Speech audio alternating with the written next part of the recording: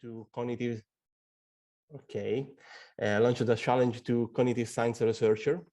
Rather than taking the classical approach to experimental psychology, he proposed to focus on a series of experimental and theoretical studies around a single complex task.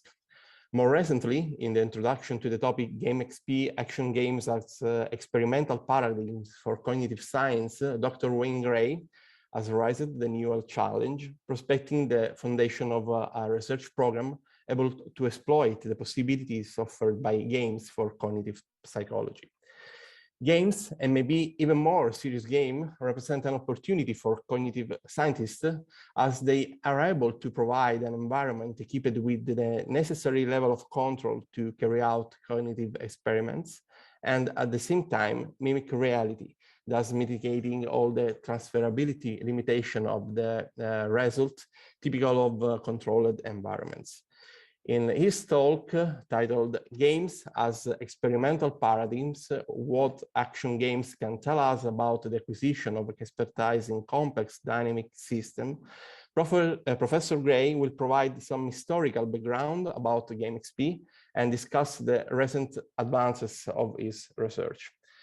Wayne Gray is professor of cognitive science at Rensselaer Polytechnic Institute, where he founded the Cogwork Laboratory. Wayne is fellow of the Cognitive Science Society, the Human Factor and Ergonomics Society, and the American Psychological Association. I'm pretty sure if we were in presence, our community would have a welcome Professor Gray with a hearty applause. So it's a pleasure to give the floor to Professor Wayne Gray.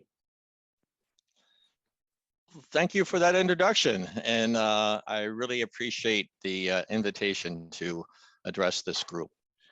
I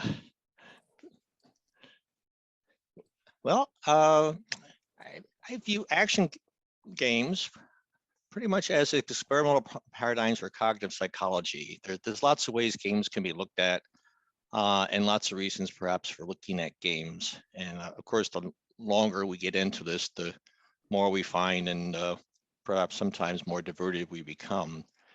But desk games for these purposes are those requiring significant times to master.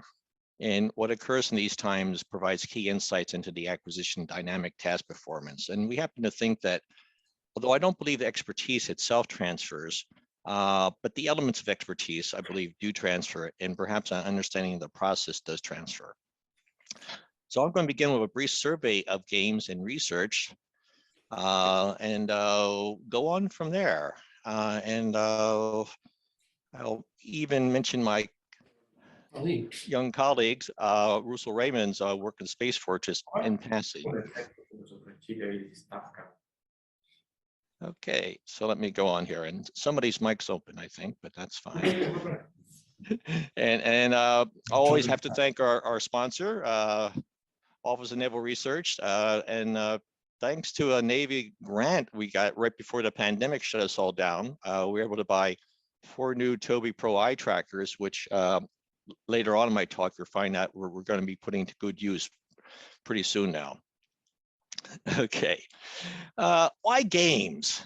Okay, why am I studying games? I like this quote from Edwin Thorndike, 1913, who tells us that the best illustrations of mental functions at their limit of efficiency are to be found among those occupations of work or play in which excellence is sought with great zeal and intelligence.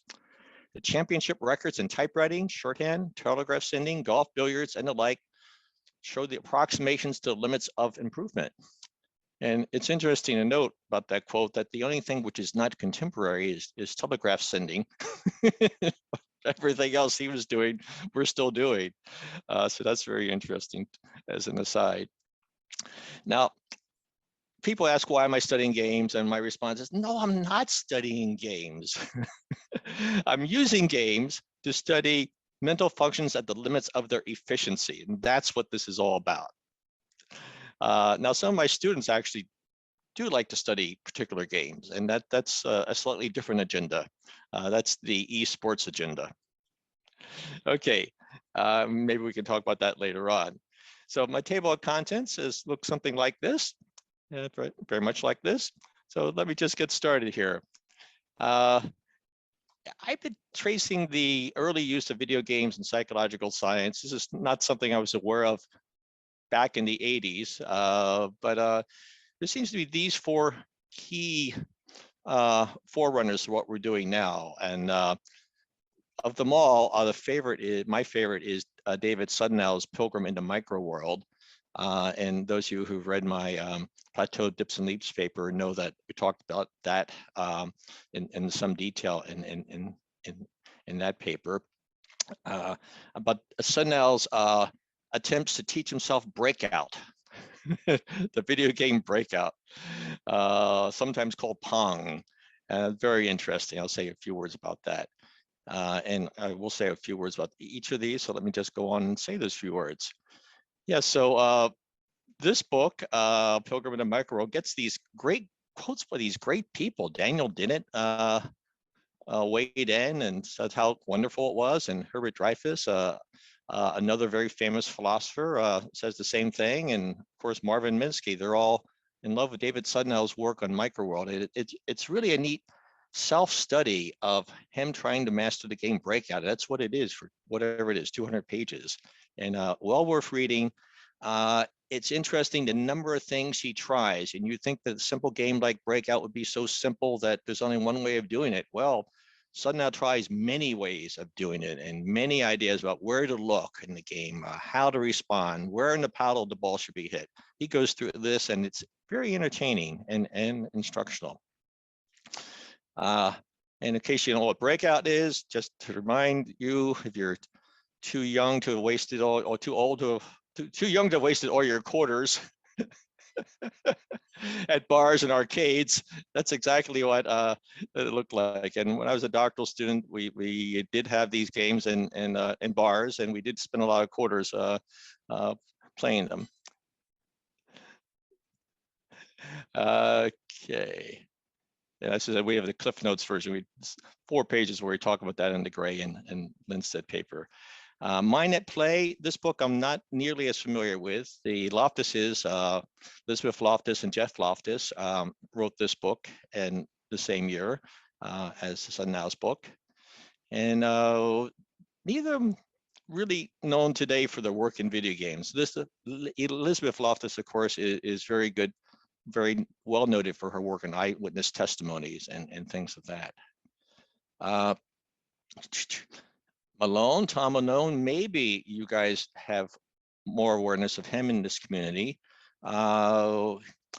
He was interested in theories of intrinsically motivating instructions. He published papers in Byte magazine, What Makes Computer Games Fun, and his Chi 1982 paper, the first year there was a Chi, was the title Heuristics for Designing Enjoyable User Interfaces, Lessons from Computer Games. So he was trying to figure out what made games fun and what he could borrow from them. Sounds like another community that I'm familiar with nowadays. And then there's Space Fortress, which is one of the oldest games around and has a special place in my lab since we've been using Space Fortress since we discovered it and rewrote it. But Manny Donchin and colleagues started on Space Fortress. I had to look this up because I didn't realize it was back in 1983 that they actually started. I'm more aware of their work with the Learning Strategies Project in the later part of the 80s with the Fredricksons and John Fredrickson and Barbara White and other folks. But they were doing this stuff back in the early 90s, or early 80s rather. And that's what the game looked like back then, this little screen print. That's literally the game, and people would maneuver that using a joystick or keyboard. Now, it turns out that we brought this into our lab, and our subjects maneuver something which looks like this. This is what we call Space Fortress 5. And I'm not going to dwell on this too long, but you can see the basics of a Space Fortress really haven't changed. We've jazzed it up a bit. That crosshair is point of gaze. We had the eye tracker on this one. And that little gray keyboard looking thing at the bottom is a keyboard. This is a keyboard control one. And the left side is the player's very first game. And the right side is the same player 240 games later. And even not knowing anything about space fortress, you can see it's a big difference. And the game on the left, the player is floating around aimlessly and seemingly out of control of his ship, and which is true, he is. Whereas on the right, it's a much tighter pattern. He keeps blowing up the fortress, which is the name of the game, literally, and staying pretty close. He's not as close as some players get, but keeping his nose fairly close. And you stay close enough like he is on the right, that is, the fortress does not get a chance to shoot you. So you can fly around and destroy the fortress, and that's the point. And we have 31 hours of data from each of 9 very patient undergraduates playing Space Fortress. And my colleague, Russell Rahman, who's out listening then, has made a small career out of analyzing these data and coming up with metrics for trying to decide when there's a plateau, a dip, and leap in human performance. Places where people are trying or seem to be doing something different that we can zoom in on and try to figure out what they're doing. And that's a whole other lecture, but I'll leave plateau, dips, and leaps in the air for now. Okay. Yeah, okay, stop. There we go. Sometimes those animations don't want to quit. Okay, so let me say a bit about constructing expertise. And we published a paper very recently, in fact, in the October issue of the journal Topics in Cognitive Science, with a title somewhat like this, about the game of Tetris. And many people, when I say Tetris, they think, well, that's a simple reaction time game, isn't it? And I said, well, no, it's like everything else. It's so much more than just a reaction time task. It's a cognitive task. It involves perceptual learning. You have to process the information available on the board. And to some people, there's a lot more information on that board I'm showing you than there are to others of you. If you're Tetris players, you know, there's lots of places you're considering where to put the piece. What's the optimal place to put this piece that's starting to fall?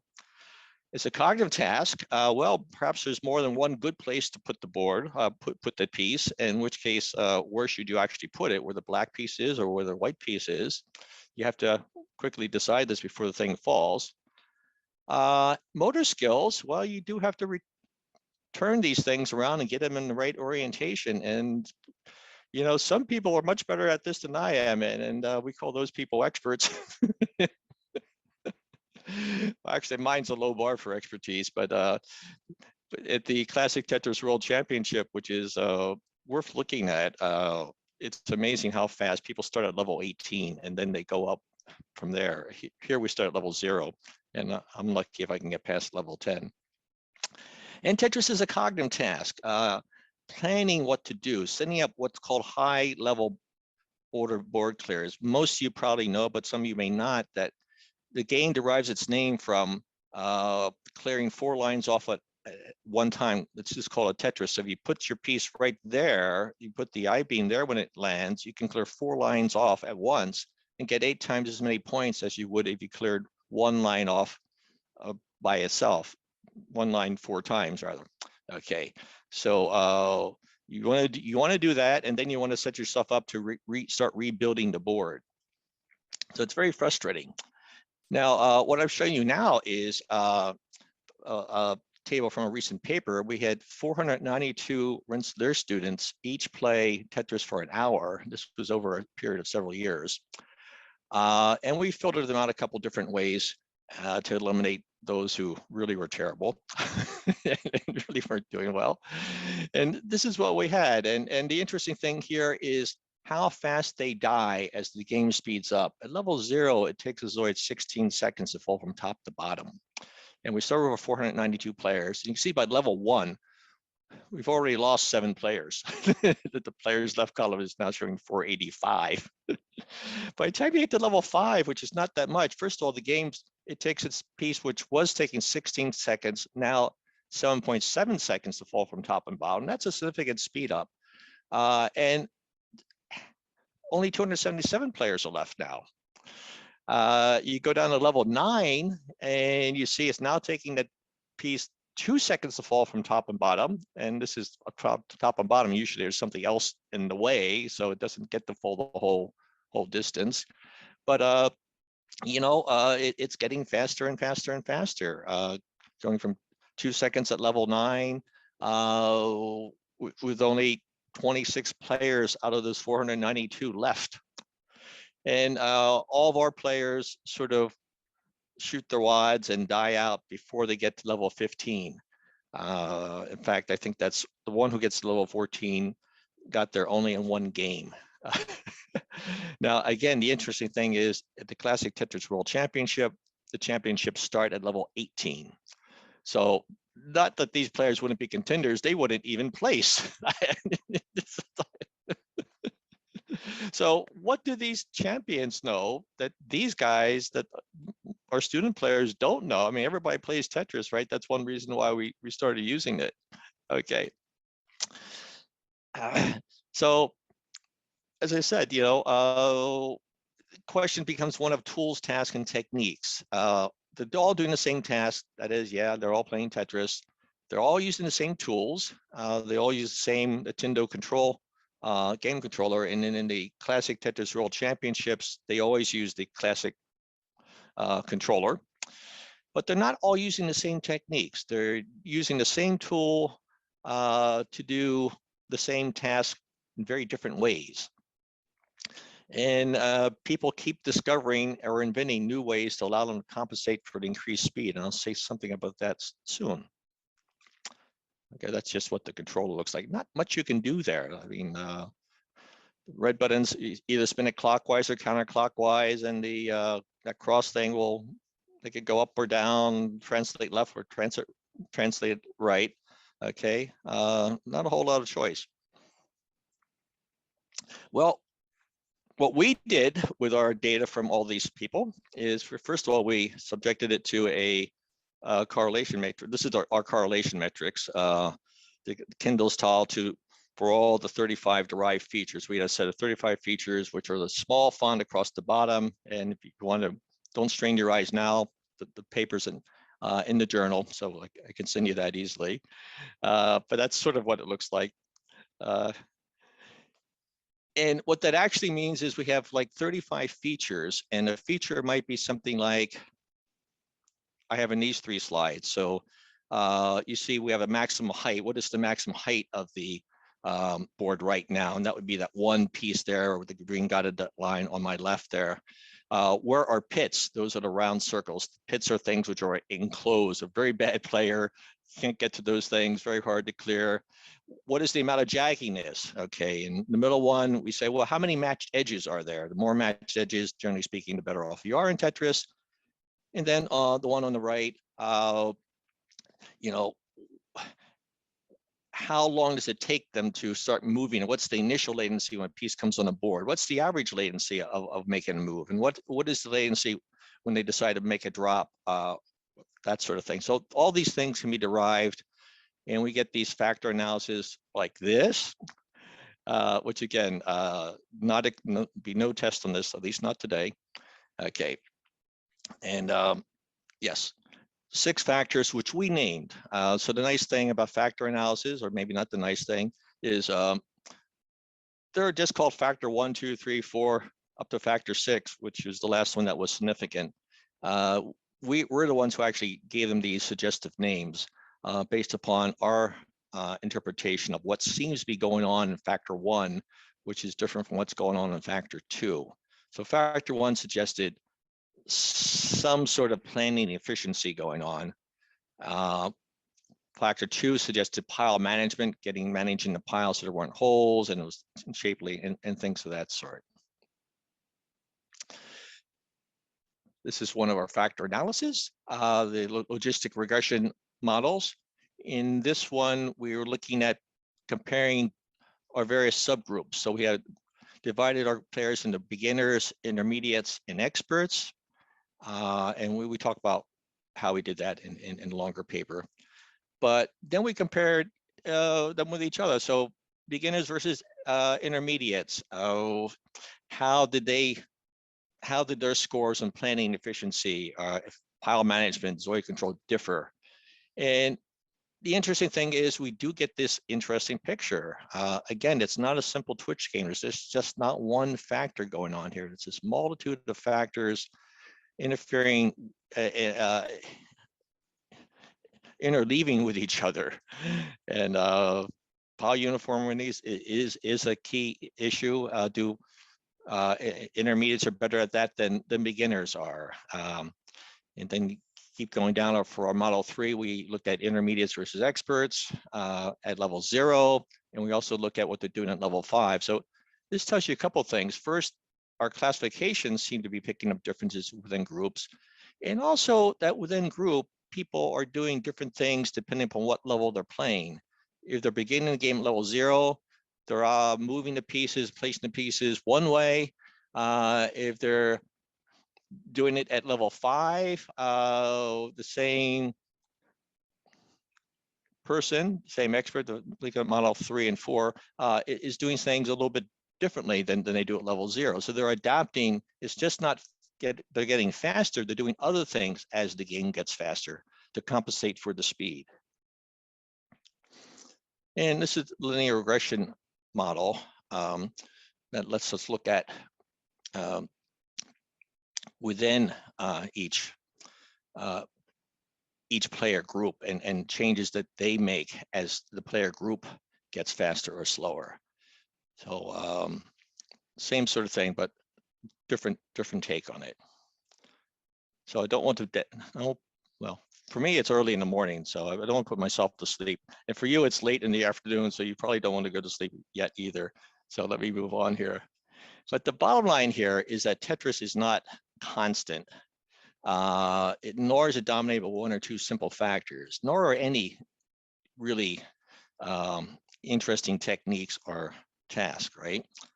The task of Tetris changes as a function of player expertise and players' adaptations to increasing drop speed. Maybe some people are just limited in how fast they can adapt. The task is the same always, play Tetris, can't get much simpler.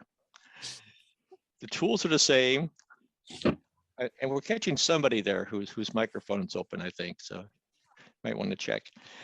Tools are the same, use the NES controller, but the techniques of using a tool are what change as they develop to meet the changes of the demanding task environment. And some people can adapt to those demands and other people don't. I mean, it's really hard once a piece starts moving really, really fast.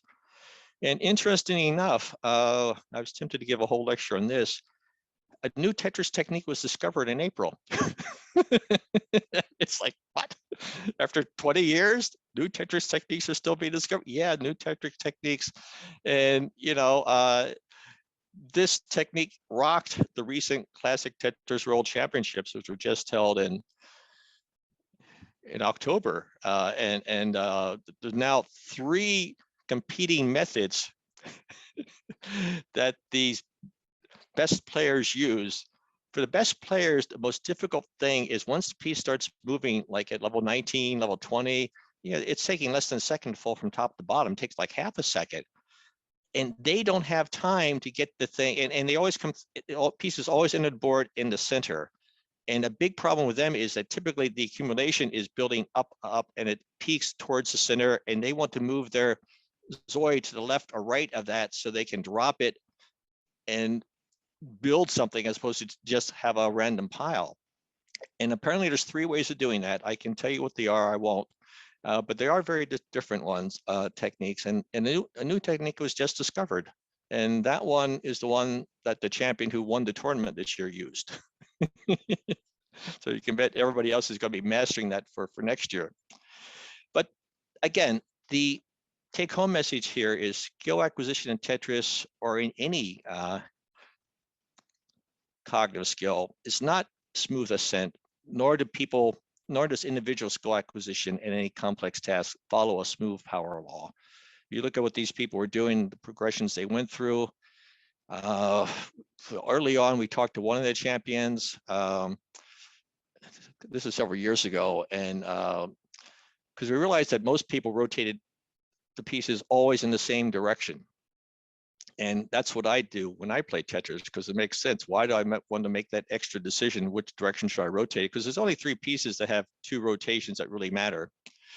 Well, it turns out he says, yes, I realized I was, he said, yes, he realized he had been doing that always in the same direction. And then he realized that to get better at Tetris, he had to go in the shortest direction for those pieces that had 4 orientations. And he said, you know, Wayne, it was the hardest 6 months of my Tetris life. It took me a long time to break those habits and relearn the other habits, but I did it. So probably willpower is involved as well. Yes.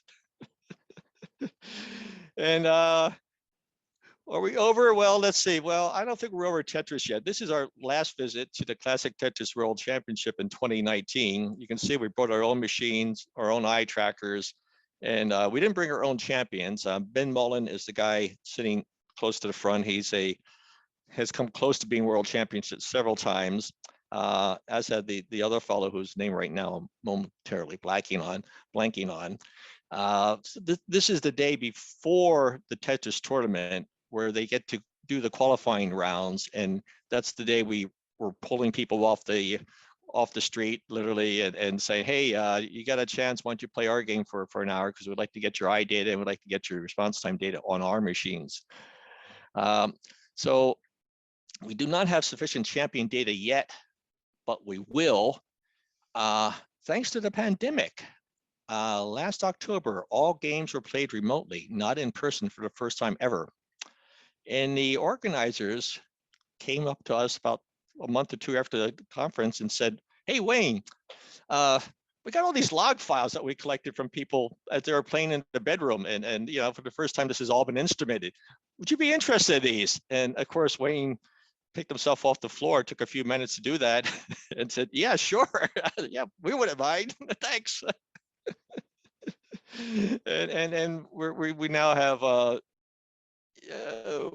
we're now trying to see what we can do with that log file. It's a little bit more difficult than we thought it would be, for various reasons, but we are getting some good data. I don't know if we're going to be getting all the nuances that these players exhibit at the expert level, but we're getting a lot more than we had been getting. So last thing I want to talk about in Tetris is this sort of event list. And when we started, these were the events we thought of as Tetris. There's an episode, so it comes in, falls, stops, rotation, you rotate it clockwise, counterclockwise, translation, move it left or right, force drops, you hold down the key, it will increase the drop rate, filling in holes, level changes, speed ups, and random number generation, the random number sequence. And some of these are initiated by the system, but 4 of interest were initiated by the player. And this pretty much describes the events the way a novice thinks about them, the way somebody like I would think of them if I weren't doing research on Tetris. This is how those events, the same events, get expanded for the experts. For experts, there's like, well, at least 3 ways of spinning. There's the exclusively left or right key for rotating all Zoids, which is what I prefer because I don't have to think about it. There's rotating things clockwise or counterclockwise, the minimum number of key presses, but only for those Zoids which have 4 orientations. And for me, I thought that was 2 decisions too many. I decide which piece it is, and I decide, you know, what's the shortest way to rotate it. But better players do. And then there's this interesting one called spin, where clockwise versus counterclockwise doesn't matter, but you actually rotate Zoids, your Zoid, through a stacked Zoids. And you have to see this to understand it, but it is a thing. And not surprisingly, not too many of our student players actually do this move. Same thing with translation. Hold the key left, right. As the Zoid falls, it moves to the left or right. But when it first falls, there's 3 different ways you can do it to get it over to the left or right. One is what they call DOS, and you hold left, right key down, and after 27 milliseconds, the Zoid starts moving at 100 milliseconds per space to the left or to the right. And that's a dominant way of doing it, getting things to the left or to the right where the wells tend to be. Hyper tapping, well, hyper tapping, if you use all your fingers, you can type, and you type 12 times per second, you can start moving the piece to the left of the screen at, again, 100 milliseconds per space, and that requires a lot of fast typing. And then the new thing that people are trying is this rolling, where rather than tap the button at all, you tap the bottom side of the controller like you're tapping a drum or playing a piano or something. And because all these fingers are hitting asynchronously, you're typing much faster than one key every 100 milliseconds. You're doing, quite a bit faster. And that's the championship this year used that new rolling technique. And the other people are saying, next year I'm going to master rolling. So we're seeing what happens to the Classic Tetris World Championship world. But again, this game has been around since 1985. None of these techniques, I'm telling you, were even discussed or at least appeared in any literature we can find and in memories of any of the players until like the last 5 or 10 years. It's very interesting. So I'm going to leave you with Tetris, and I'll leave you with look at a student. Actually, this is Catherine Seibert, who's now going to be joining Niels Toggen's group at Groningen as an assistant professor in her younger days, playing Tetris in our lab. I want to move on now. Let's see, how am I doing for time here? Okay, yes, I want to move on and talk fast. I just want to show some about the Cooperative Action Project, an attempt to apply longitudinal and data sampling approaches we developed for individual cognition to cooperative team cognition. And we've gotten interested in what can we apply our the approach we've taken of expertise in games like Tetris and Space Fortress and other things to things involving more than one person in a cooperative sort of way, as opposed to enemies. And our focus there is on what we're calling the team, and what many people would call a team. Teams are, of course, made of individuals, and you can be higher than team organization, but typically organizations decompose into teams of anywhere from 2 to 4 to 5 individuals. And that's where we're focused at for our current study. We're looking at team expertise consisting of three types of expertise: maintaining skill performance and novel tasks. That's my individual expertise about my skills. Partner expertise, which again is inherent to me. It's my understanding the strengths and weaknesses of the other players as their skills change as they get better at this cooperative play. Then cooperative expertise itself, which is coordinating my performance with the individual performance of each of my teammates to achieve our joint team goals. You cannot learn much about teams by studying groups of novices who come together for a 1 or 2 hour experiment. And the typical psychology professor's 60-minute study where people come in 5 minutes late, takes 5 minutes to have them sign the IRB forms, and 10 minutes to explain the task to them, and 5 or 10 minutes from them to practice the task. Then you collect data from them for 10 minutes, and then you debrief them, and then then they leave. Not a whole lot of time for learning there. So I don't think we can learn that way, but we can learn much about teams by looking at the flow of information between people as they're performing team tasks. We can examine their initial difficulties, the challenges posed to them by those tasks, and how the individuals in a team work together to overcome these challenges. And we can rely upon detailed examinations of changes over time as people acquire the expertise required for team performance. Now, each of these three require my understanding of each of these, that each of these is in my head. Okay, this is where this expertise lies. My personal expertise, my understanding of my partners, and my understanding of what to expect when I coordinate or do something with one of my partners. The design study we're building is a cooperative joint action of sets of up to 4 individuals become used to working with each other across 8 one-hour play sessions. And again, we're interested in these basic issues. What shortcuts, what do they learn about each other, and is there a difference between familiarity with the game or in familiarity with my partner? Or how does that interact?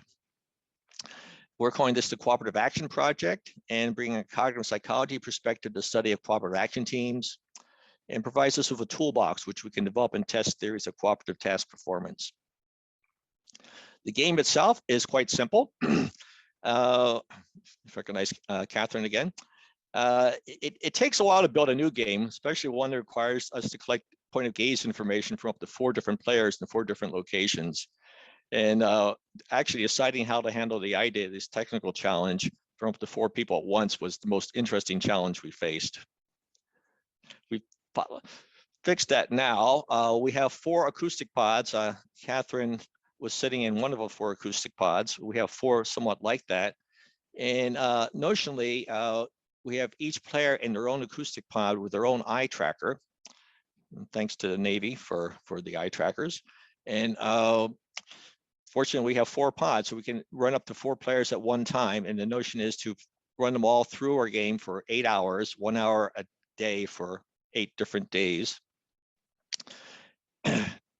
Yes, and have a cognitive task battery where before they begin, halfway through the sequence, and at the end, we give them the same cognitive task battery to see what their skills are. Oops.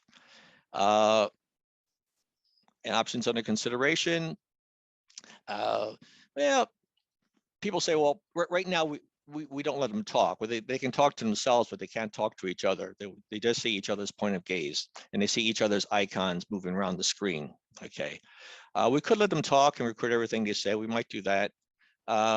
We might eliminate point of gaze information halfway through the 8-hour study and see what they do then. And leave them unable to talk to people, but you know, having some familiarity. And we might start the study of no point of gaze information and no speech between pods and just see if they do anything. But what does this cooperative game look like? Well, groups of 2 players, perhaps. Our focus be on development of cooperative joint action as people become used to working with each other. And again, what shortcuts emerge? What does each learn about the other? And can we separate factors due to familiarity with the game from those due to familiarity with my partner? And this is what our game looks like. It's based upon a game called Overcooked, and it's different players are on board, and the little cartoon things. It's a friendly game. We didn't want a violent one. I didn't want a violent one. We have enough violent video games. And let's see if I get this working the way I want it to. There, okay. Oh, okay. Too fast on my clicks. Here. Okay, let's go back here. No, too fast on my clicks. Let's see. Okay, there. Well, I guess the clicks are too fast for me. Anyway, there is an animation. Obviously, I don't want to spend much more time on it because I know I'm running out here. But okay, let's try one more.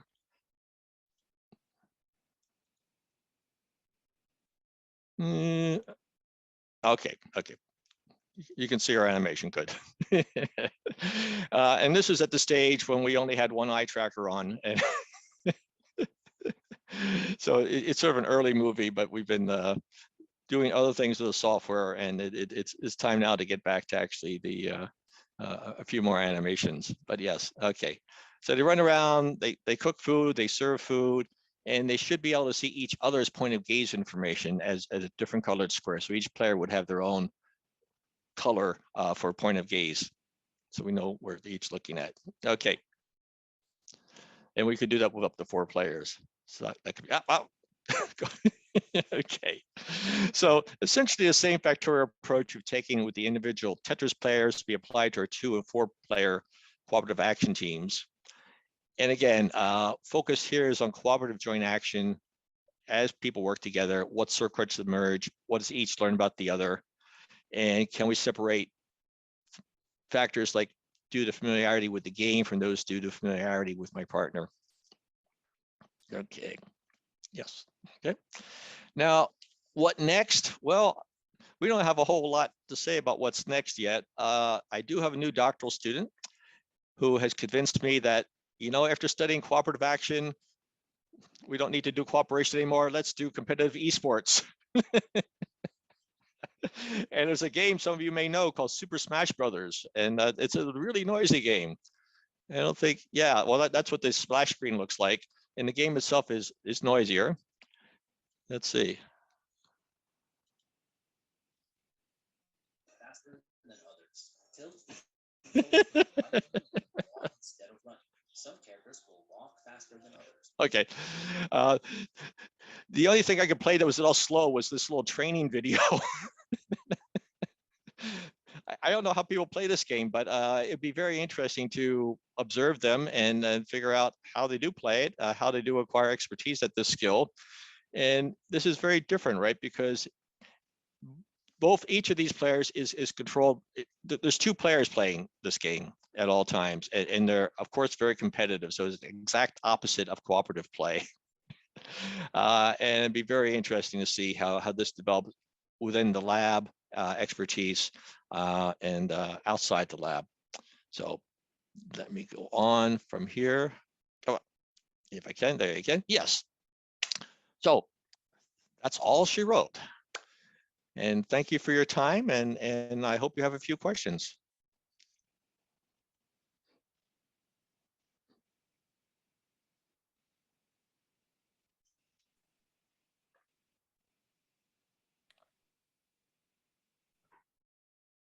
I don't know if someone has some questions for Professor Gray. Really nice and inspiring talk, Professor. Just a question from me, if I can. It's useful from our community to understand how the advance in understanding cognitive process behind the use of game could help us in improve the design and implementation of new series game in order to maximize the educational effectiveness of this game. So what is your idea about that? So take a fun, enjoyable game and make people work hard to learn something while they play it.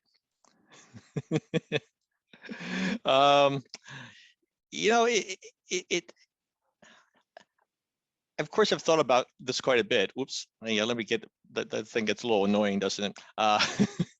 This is another sort of game we also play at Rensselaer. And you probably play it in your universities as well. But it is interesting.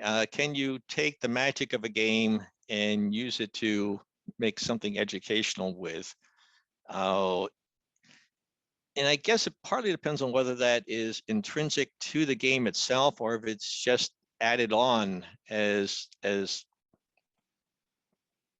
paint or something like that after the fact. So I would say that that's one thing I would try to think about from the beginning is what you're using an intrinsic part of the game, or is it somehow just added on after the fact? So it's doesn't really contribute to people's enjoyment as they play.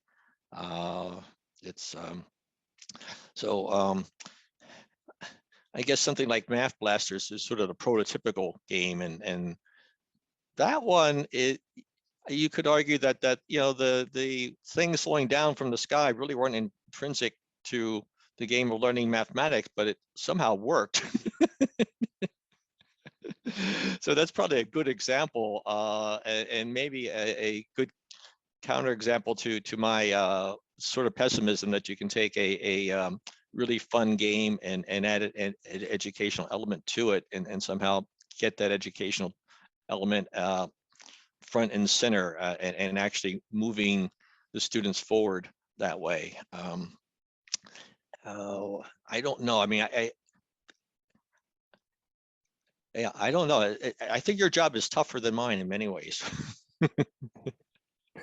Okay, there are a few questions on the chat. One is from Sylvain Bernat, Have you seen any evidence of transactive memory between players in your game studies?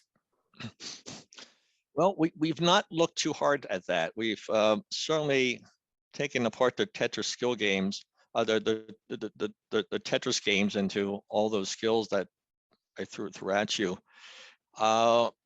In most of the undergraduates we had, they're all rinsed their undergraduates, so they're probably unrepresented. We're a small engineering college university, and the undergraduates are pretty much, yeah,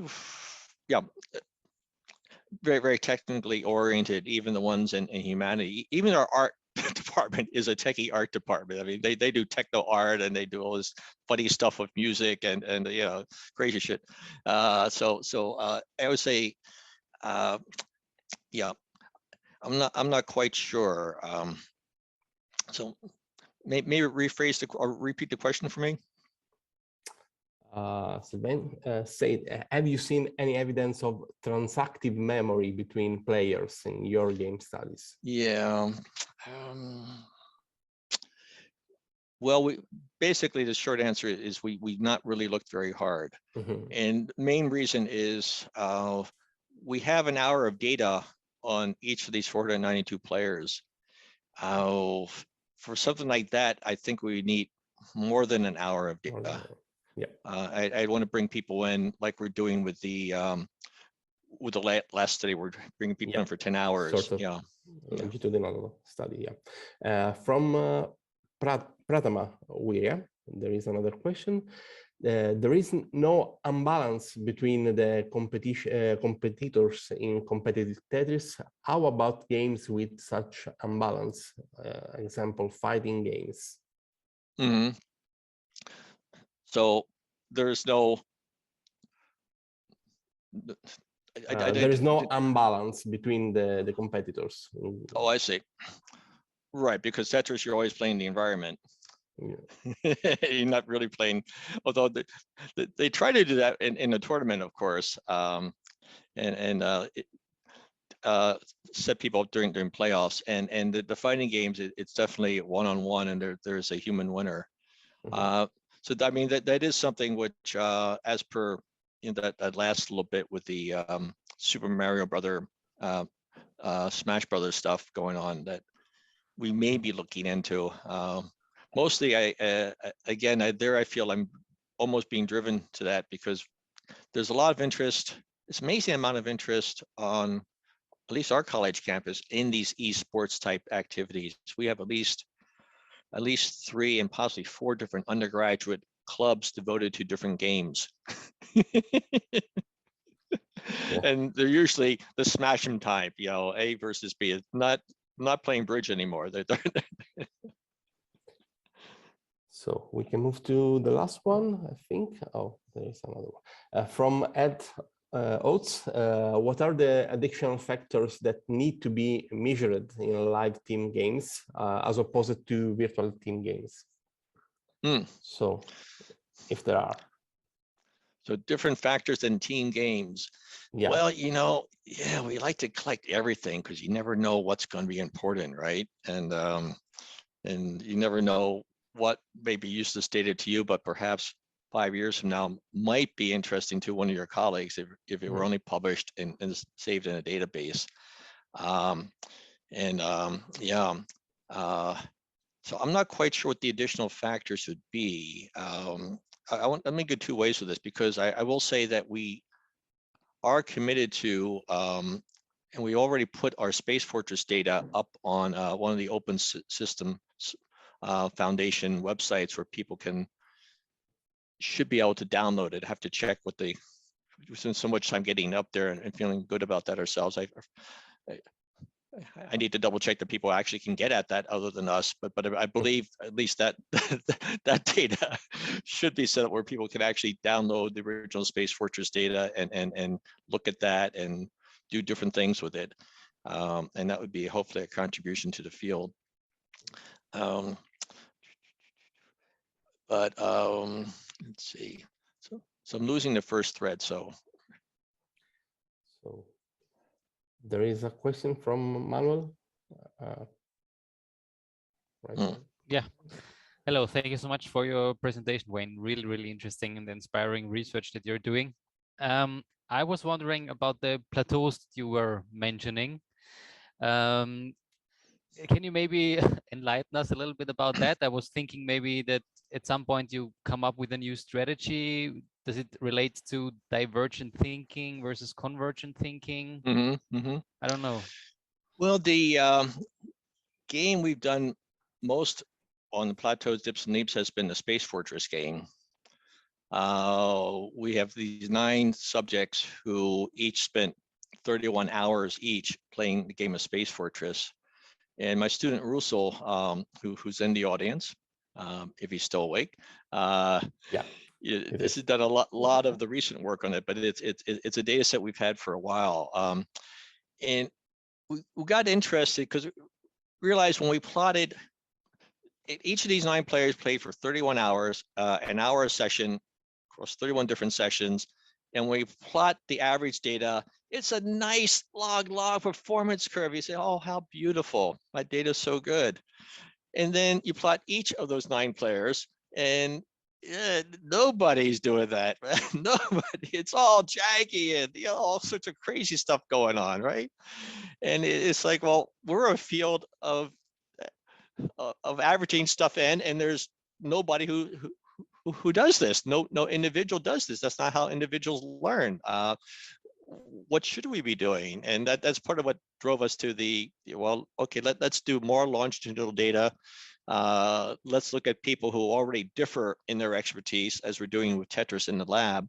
Can we dig at what's making them different? And then can we put it back together? I mean, do we even want to talk about averaging individuals together anymore? I mean, we do see in the Space Fortress stuff, and again, we've studied that so hard, we're really experts on that, that there are some things people get or don't get, but there are some things people just don't try that other people do, and they can do this for 31 hours and never pick up on this one technique, and other people get it right away. Some people try things and decide, oh, that's too much work, I'm just going to do this. So this might be, I'll just kill mines. I'm going to stay away from the fortress, because if I stay away from the fortress, it will never kill me. I'll be too far away, I can duck. If you have to circle closer in the fortress, well, it might get me. So some people decide the best strategy is to stay away. And it's actually one player who adopted that strategy, one of the 9, and they did fairly well. They weren't the high scoring, but it did work. So different ways of being successful at these games. And I think that games like Tetris, as all this stuff shows with the new inventions of how to tap and how to move, the experts build new techniques for themselves that the novices don't use. And I guess we believe that for more complicated things in real life, for the most part, there's probably many strategies of doing something, unless it's a very simple, well-defined thing, the way our Space Fortress game is. But if it's at all complicated, and if it's at all more complicated than Tetris, which we have to believe that most things in life are, then there's going to be many different ways of being successful at that.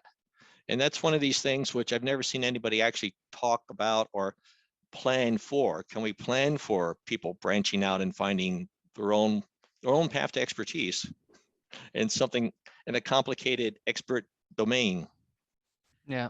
There is one hand raised by Effie, but before Effie, if you can wait, there is also a question in the chat from Mattia. I think it's interesting, maybe for your research about esports. Do you think it will be possible to have some kind of agreement with the big gaming companies so that they will share their in-game analytics for research purpose? Oh boy, that's a good question. Yeah, we actually had some help from Riot early on when we were looking at League of Legends. And they were very useful, but we learned after, we have actually 2 PhD theses on League of Legends. And one of them was my student. Both of them were by my students. One of the students is now a lieutenant colonel teaching at West Point. And he was on campus to get his PhD. So the Army took this quite seriously. We were quite surprised that they would let him do this. And he wasn't at all surprised. He thought it was a very logical, reasonable thing for the Army to do. So things are spinning off when you get the U.S. Army taking event, being interested in these sorts of activities. They do. Yeah, it applies a whole new audience for games and for using games as tools for studying learning, because the learning may be very different, but boy, what it does do is it does take place over days, weeks, years. I mean, it takes people a long time to master these games, and the team games are really, really squirrely. I mean, this is one reason we're doing our own team game, because when something really simple that we understood. I don't know if that helps, but yeah. Yeah, Effie, it's your turn. Sorry, I've unmuted myself. So a great talk, Ray. So thank you very much. So just a quick question. So you mentioned about eye tracking. So can you tell me a little bit more? So how have you used the eye tracking data to get insight about people learning skill, cognitive skill? Yeah. Mm-hmm. Well, let's see. In the early days of the Tetris study, that's data I have to publish. We did look at how novices and experts move their eyes differently when the Tetris pieces would come onto the board, and that was very interesting. And unfortunately, I published a couple very, very small papers and very small conferences, and probably need to extract those data and go back and publish that as well. But in that case, and there's a caveat to all this, but I'll tell you what we're looking at first. It was very easy to see when we compared the best of our student players with the average of our student players, that the best players were more likely to look at empty spots on the board, which were at locations where they would later put the next Zoid. Okay, so they knew what Zoid was going to be coming next, and it was very much like they were looking around to see where best to place that, and they would typically focus on where that ended up going. Okay, not always, but less, with a probability that was a whole lot less than chance. Okay, the novices, yeah, they were sort of looking more around at everything. They didn't. You got the sense they didn't have many plans in mind, right? So the experts were looking, and their eyes were being trained. I really don't know whether if we could get the eye data like that from our Tetris champions at the Classic Tetris World Championship, whether we see them move their eyes at all. And this is something which I